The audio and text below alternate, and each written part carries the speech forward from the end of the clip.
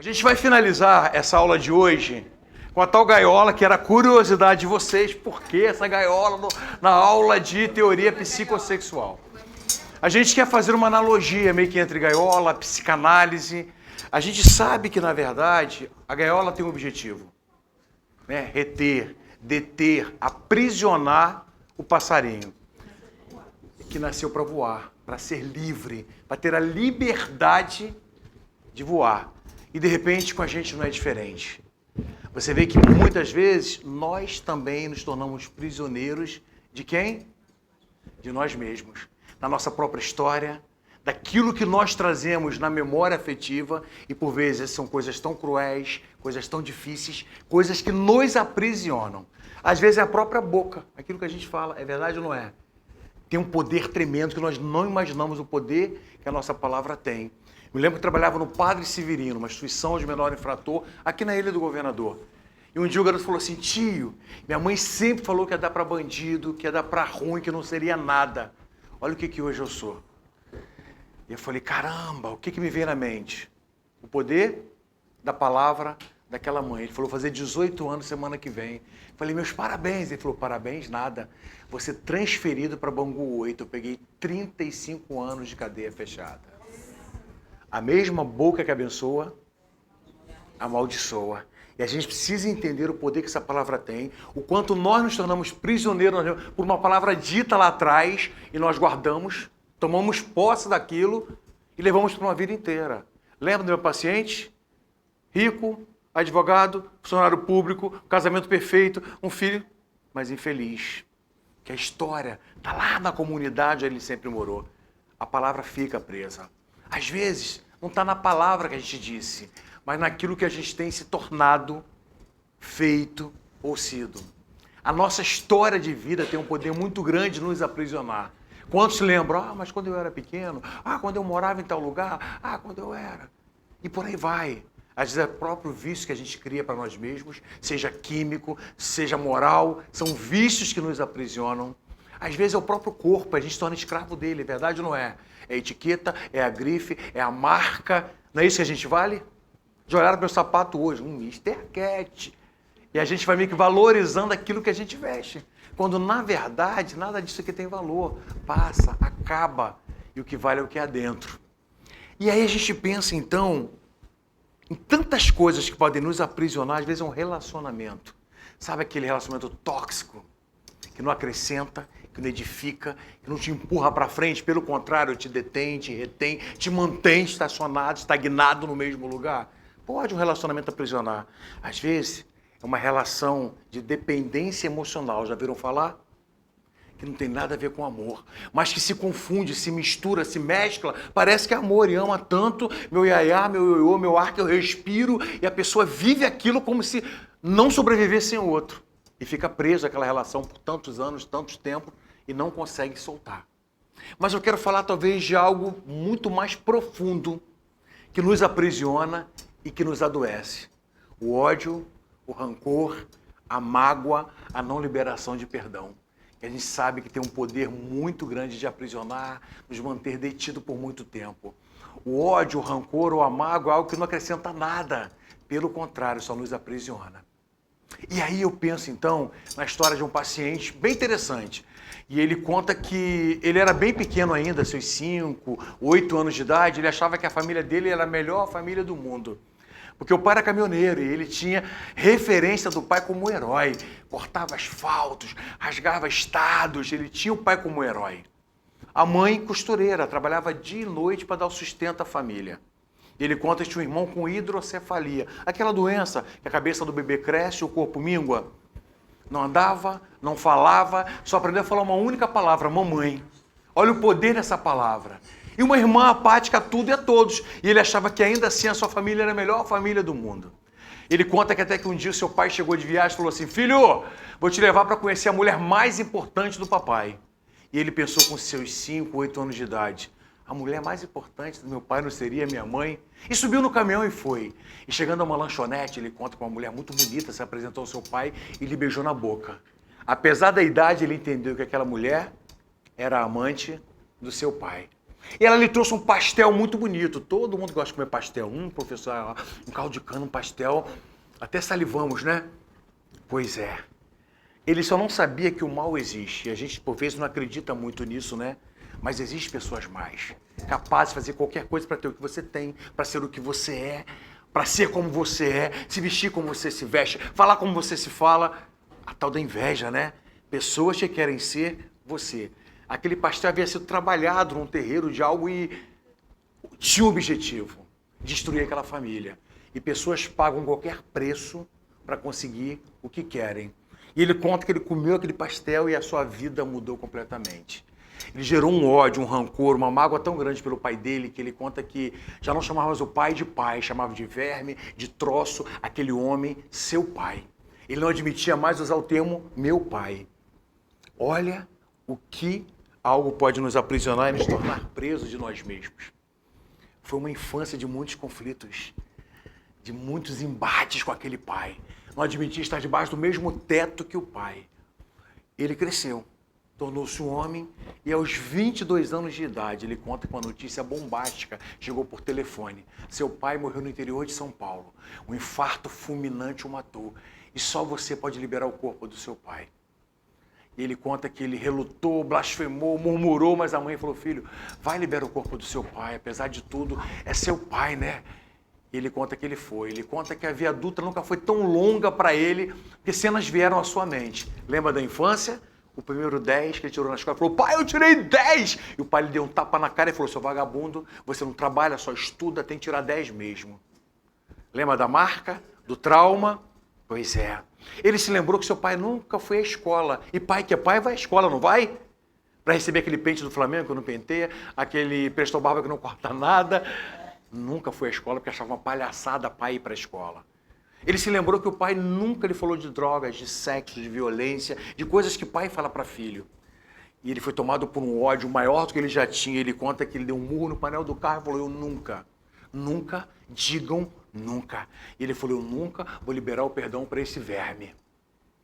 Ele conta que chegando na cidade, fazia frio, era madrugada, e ele viu o corpo do pai nu em cima de uma pedra de mármore. E ele falou: onde é que eu assino para liberar esse verme? Nem diante do corpo do pai, fétido, gerando mal, ele permitiu liberar o perdão. E às vezes nós somos assim, é verdade ou não é? Adiamos, terceirizamos essa liberação de perdão e vamos sofrendo, aprisionados a nós mesmos. Porque a grande prisão está em nós, a gaiola é nossa e só nós podemos nos aprisionar. E aí ele conta que jogou o corpo do pai no carro da funerária e voltou para a cidade. Voltando para o Rio de Janeiro, ele conta que uma blitz fechada, um carregamento de drogas passaria por ali. E chegou o carro da funerária e o policial falou: para. E ele teve que descer. E ele blasfemou, xingou, porque ele não admitia perder mais tempo com alguém que nunca tinha dado tempo para ele. E ele conta que naquele embate com o guarda, ele falou: seu guarda, no corpo do meu pai ninguém toca. Ele falou: seu guarda, eu falei: meu pai. E o guarda falou: dane-se, levanta, vamos que eu vou abrir esse caixão, quem me garante tem um corpo aí dentro e não uma porção de drogas. E aí ele conta que ele não desistiu, resistiu, permaneceu deitado em cima do caixão. E o guarda então olhou e falou: não tem droga nenhuma aí, um mau cheiro insuportável, vai, levanta, leva seu pai para enterrar. E ele conta que ao levantar-se daquele caixão, ele já não era mais o mesmo. Por vezes, uma única atitude faz toda a diferença na nossa vida. No set analítico não é diferente. Basta, às vezes, uma palavra, uma atitude, uma ação para mudar toda a nossa história. E ele conta que voltando para a cidade, todo mundo esperava o filho rebelde chegar. E a mãe falou: filho, não faça nenhum escândalo. Ele falou: não, mãe, eu só quero uma coisa. E a mãe falou: pode pedir que eu faço. Ele falou: quando o corpo do meu pai descer em terra, eu quero sepultar com ele meu ódio, meu rancor, minha mágoa. Mãe, eu liberei o meu perdão. E ele pôde ver o corpo do pai descendo em terra e junto ao corpo do pai, tudo aquilo que não servia, que nós chamamos de lixo emocional. Para que serve lixos emocionais dentro de você? São sacos, entulhos que nós guardamos por uma vida inteira, aprisionados a algo que por vezes nem faz mais sentido na nossa vida. Para aquele menino, abrir mão de todo aquele lixo emocional era a condição necessária para abrir sua própria gaiola e tornar-se livre. Bonita a história, né? Eu falo com muita propriedade desse menino, sabe por quê? Esse menino sou eu. Essa é a minha história. Eu queria contar para vocês que meu pai foi o melhor pai do mundo, que meu pai foi um exemplo. Não foi. Meu pai era um covarde, meu pai sumia dias, meses, e o irmão convulsionava, era desesperador manter a convulsão dele. E minha mãe falava, filho, é porque o remédio acabou, eu não tenho dinheiro para comprar. Ver aquela mulher lutando bravamente numa máquina de costura manual para realizar um sonho. E ela tinha 2 sonhos, que eu fosse pastor ou doutor. Mas doutor de quê, dona Lé? Não sei, doutor de alguma coisa. Aquela mulher acreditava no sonho de fazer do filho doutor.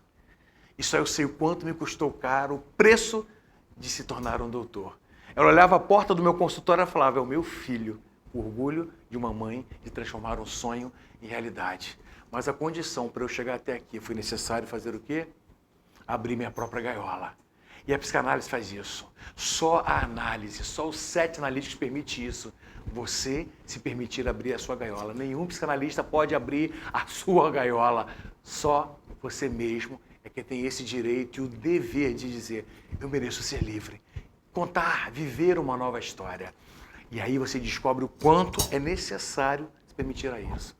Com o passarinho é diferente. Quantas vezes o passarinho se acostuma à gaiola, desaprende a voar. E aí o dono fala, vamos passarinho, pode sair, eu estou te libertando. E ele não sai, sabe por quê?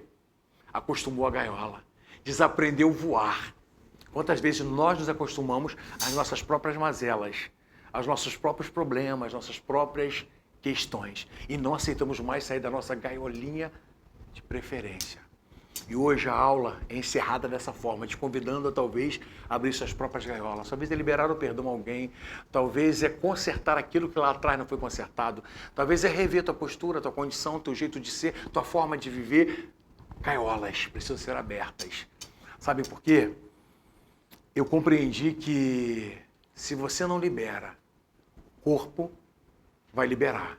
E eu paguei um preço muito caro por não ter liberado a tempo aquilo que deveria ter sido liberado. Eu me lembro que em junho de 2013, eu fui ao médico fazer um exame de rotina. E ele falou, Marcos André, descobrimos um câncer, um tumor maligno infiltrante no seu intestino. E eu falei, mas como assim? E ele falou, cara, perdão não liberado dá câncer.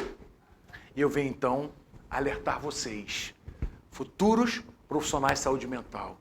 Se você não se permite tratar a sua própria mente, você não pode tratar de tantos outros.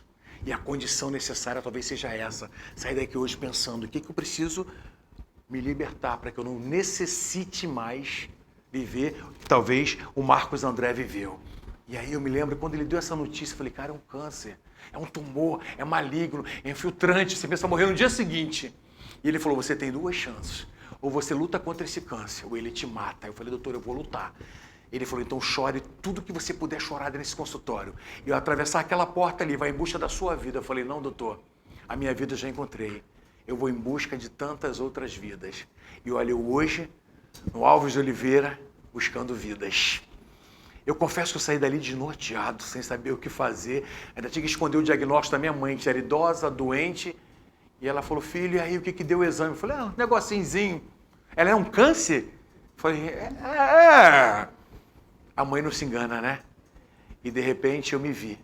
No dia 13 de agosto de 2013, no Hospital Icaraí, com a seguinte referência desse médico. Tua cirurgia vai durar 10 horas e meia. Vai haver sangramento, talvez uma hemorragia, um dreno durante 30 dias e você nunca mais volta a dirigir. Essa foi a certeza que esse médico me deu. Eu me lembro que o corredor foi cruel, um silêncio mortal, eu e o maqueiro. E naquele silêncio eu revi minha vida e pensei quantas coisas eu poderia fazer e eu deixei de fazer por estar preso. Mas eu nasci para ser livre, para viver a liberdade que me foi dada quando eu nasci. Mas eu preferia estar preso e o preço era aquele. Lá pela madrugada, eu me lembro que eu acordei, eu perguntei para minha irmã, cadê o dreno? E ela falou, não há dreno nenhum. Sua cirurgia foi um sucesso. De 10 horas e meia, em 6 horas e meia se concluiu. Irmão, não precisou de dreno. Irmão, não deu hemorragia. Irmão, o sangramento foi contido. Nem pelo CTI você passou. E eu falei, bem que quando acordei, eu vi uma parede cinza, eu pensei, não pode ser o inferno. Tá muito bonito para ser. Mas também não pode ser o céu. Cadê os anjos para me receber cantando o céu, lindo céu? Era uma sala intermediária entre o CTI e o centro cirúrgico. Às vezes, é preciso acreditar que existem detalhes na tua vida, que é você que determina se você consegue ou não. É claro que a fé determina tudo, mas é a tua mente que tem um poder poderosíssimo de determinar se você é um perdedor ou um vencedor. E nessa tarde é você que escolhe o que você quer ser, mesmo diante de várias situações. Eu me lembro que ele falou assim, eu vou te encaminhar depois para Miguel Pereira, para o SOI. Eu sou psicólogo de escola, né? SOI é o quê? Serviço de Orientação Educacional. Pegadinha do malandro, né? Cheguei lá, era o Serviço de Oncologia Especializado. E o médico declarou, olha, 12 ciclos de químio. Teu cabelo vai cair, muita diarreia, muito vômito, cólica. Você não pode pegar sol porque ele vai te queimar. Não abra a geladeira que ela te queima. O que eu faço, doutor? Ele falou, tranque-se. E foram os piores 365 dias da minha vida. A cirurgia foi um sucesso, mas algo errado começou a dar e a pele começou a escurecer. Eu comecei a perder minhas forças. Eu já não entendi o que estava acontecendo. Meu médico fora do Brasil estudando e me mandaram para casa. Uma junta médica não entendeu e falou, volta para casa. E eu esperei 30 dias. E quando o cabelo começou a cair, quando eu já não enxergava mais, eu só via um vulto. Quando eu cheguei aos 40 e poucos quilos, eu pensei, é o fim. E já não tendo mais força para levantar de um quarto, para ir ao banheiro, para me alimentar. Eu completei o 30º dia, numa cadeira de rodas, sem enxergar, sem forças para andar. Eu fui fazer o último ciclo da quimioterapia. E o médico falou, acha uma veia na cabeça, no pescoço, mas eu preciso concluir o tratamento. E eu fiz. E foi preciso entender que eu estava pagando um preço que eu mesmo decidi pagar. E é tempo, talvez, de abrir mão de coisas, de situações, de pessoas, da vida, para a sua liberdade. E só você pode dizer isso. A análise é só um caminho para você percorrer, mas a decisão de mudança é sua. E aí, eu devo muito a uma irmã, que foi mais que irmã. Isso prova que família é tudo nessa vida. Ou você tem, ou você não tem. Eu falava, irmã, sai, tá cheirando mal. E ela falava, não saio. E ela escreveu uns bilhetes para Deus, que só depois de algum tempo eu fui entender. Eu compreendi que família é tudo nessa vida. Você fala, doutor, você não conhece a minha. Ainda que seja mais complicado, você pode chamar de minha, né? Mas tem uma mulher que foi acima de tudo mais que uma mãe. Uma mulher que esqueceu da sua própria dor para cuidar de mim. E eu me lembro que certa vez eu falei, mãe, eu estou desistindo de viver, não suporto mais a dor, o sofrimento, eu quero morrer. Ela falou, não, filho, você não pode, você tem uma missão. E as suas palestras? Eu falei, mãe, qualquer um pode fazer. E aquela mulher semi-analfabeta, formada pela faculdade da vida, me disse, a missão que é sua, só você pode cumprir. Ninguém mais pode fazer por você. Eu vim dizer para vocês que a missão que foi dada a cada um de vocês, ninguém pode fazer em seu lugar. Assumam o lugar que está sendo dado a vocês. Lembra do início da aula, o propósito? Vocês não estão aqui por um acaso. Há um propósito de tornarem-se profissionais de saúde mental. Há um propósito de tornarem-se profissionais de cuidar de gente, de mente. E não há nada mais difícil do que isso. Eu entendi que essa mulher provou para mim mesmo que inteligência se desenvolve. Que por vezes a faculdade, o curso não vai te dar, mas a vida te ensina isso. Hoje eu estou na estrada da vida, sem cabelo, mais gordinho, mas acreditando que é preciso saber viver. Só existe uma única vida. Se você não vivê-la, você perde. Essa mulher eu perdi em janeiro do ano passado de Covid. E olha que eu trabalhei com Covid por um tempo, eu salvei milhões de vidas, eu não salvei minha própria mãe. Mas eu entendi que a vontade de Deus ela é boa, ela é perfeita e ela é agradável. Que existe um tempo determinado para tudo. E o tempo dela chegou. 3 dias de internação, a Covid levou. E eu ainda estou no luto, no processo, né? Vem a dor, depois a falta, a saudade, depois a lembrança. Mas eu tenho acreditado que a minha missão eu tenho cumprido. Porque, na verdade, se ela é minha, só eu posso cumprir. Isso para provar para vocês o quanto a nossa aula de hoje justifica que tudo que nós somos hoje, que nós vivemos hoje, está na nossa infância. Está na hora de voltar atrás, ir lá e resolver a questão não resolvida. Comece a fazer análise, procure um profissional da área de saúde, resolvam-se, sabe por quê? A gaiola está aí para aprisionar quantos querem ser aprisionados. E não vale a pena. Vocês nasceram para serem livres. E eu dou esse direito a vocês de saírem daqui hoje, livres de tudo aquilo que os aprisionam. Se é uma questão, resolvam. Se é uma situação lá do passado, voltem atrás e resolvam isso. Se é algo, decidam se tornarem-se livres. Hoje, eu acredito muito que a minha missão, nesse dia de hoje, talvez não foi nem falar de psicossexual, mas deixar uma lição de vida de que não vale a pena. O preço que eu paguei por um câncer, por estar tanto tempo preso numa gaiola, foi caro demais. Se eu pudesse voltar à minha história, eu teria escrito uma outra história. Mas que bom que eu tive o direito de voltar a viver. Eu não sou mais um número no SUS de mortos de um câncer. E eu tenho tentado escrever todos os dias uma nova história para a minha vida. Meu desejo é que, não dá para fugir, né? Deus abençoe vocês nessa linda missão que vocês escolheram. Ah, mas estou estudando ainda. Mas já começa a analisar o marido, o filho, o próprio cachorro.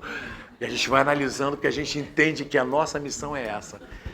E presta atenção, não dá para voltar mais atrás. Vou desistir! Não adianta. Você já está no processo. E quando você entra no processo, não há desistência. A palavra não existe para vocês. Lutem todos os dias por acreditar nos sonhos de vocês. Aquela mulher acreditou. E ao descer o túmulo, eu prometi para ela que eu continuaria cumprindo a missão que me foi dada. Fazer diferença na vida de tantas vidas. Dependendo do meu passado, da minha história, do meu pai. No 7 analítico eu resolvi isso, eu elaborei isso, eu tratei disso. E hoje eu posso dizer, eu sou livre. E é muito bom poder dizer que o meu passado não me aprisiona mais. Eu escolhi viver a liberdade de viver. E a gente vai então terminar com uma música. E aí o Wagner falou, vamos montar um coral. E não haveria uma outra música senão essa pra gente finalizar esse momento. Qual é? É preciso saber viver. Vamos lá, quero ouvir vocês cantando. Vamos ficar de pé aí, todo mundo. A letra diz tudo.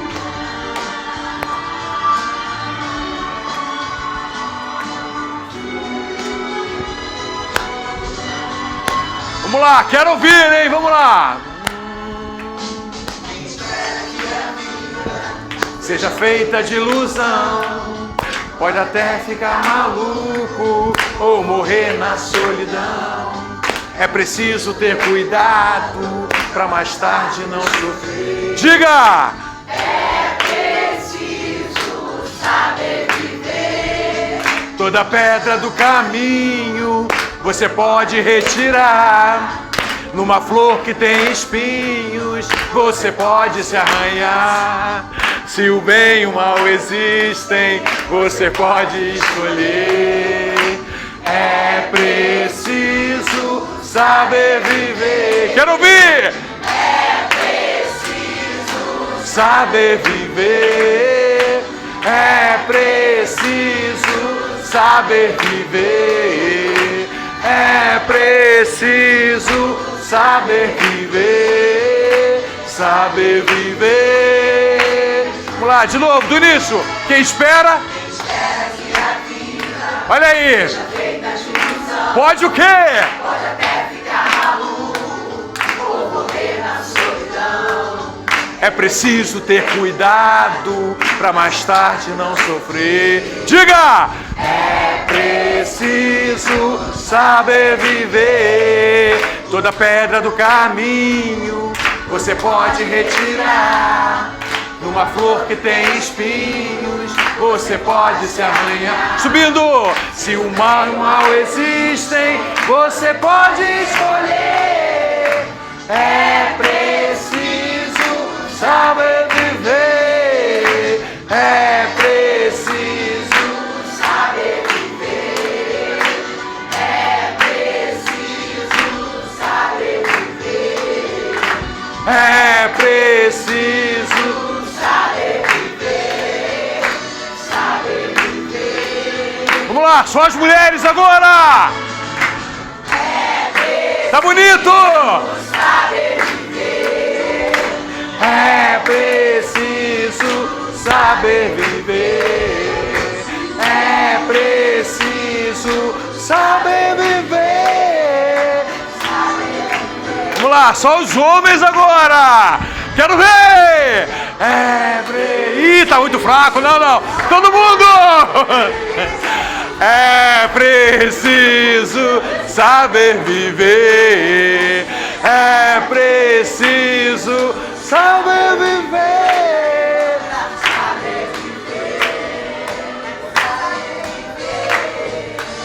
Gente, saibam viver. Eu queria muito que você agora escolhesse alguém. Pode ser aquela dupla sua. Olha dentro do olho dessa pessoa que está do teu lado aí. Diga assim para essa pessoa: se você não tivesse vindo, eu seria a pessoa mais bonita dessa aula. Vocês têm noção que são as pessoas mais bonitas, mais especiais, pessoas que eu acredito que farão diferença, que serão diferença nesse tempo enquanto profissional de saúde mental. Gente, acreditem, vocês são capazes de mudar histórias de vida. Não estejam aprisionados a nada e nem a ninguém. Saiam daqui livres de tudo o que poderia nos aprisionar. Eu queria pedir que vocês pudessem aplaudir à direita, à esquerda, na frente, atrás.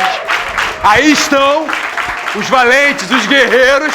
Um sábado inteiro não é para qualquer um, gente. Beijo no coração de vocês. Deus abençoe aí cada um numa missão que tem, sei lá onde. E a gente volta a se encontrar. Que seja o melhor lugar possível. Sucesso para vocês e até a próxima, se Deus quiser. Valeu, pessoal!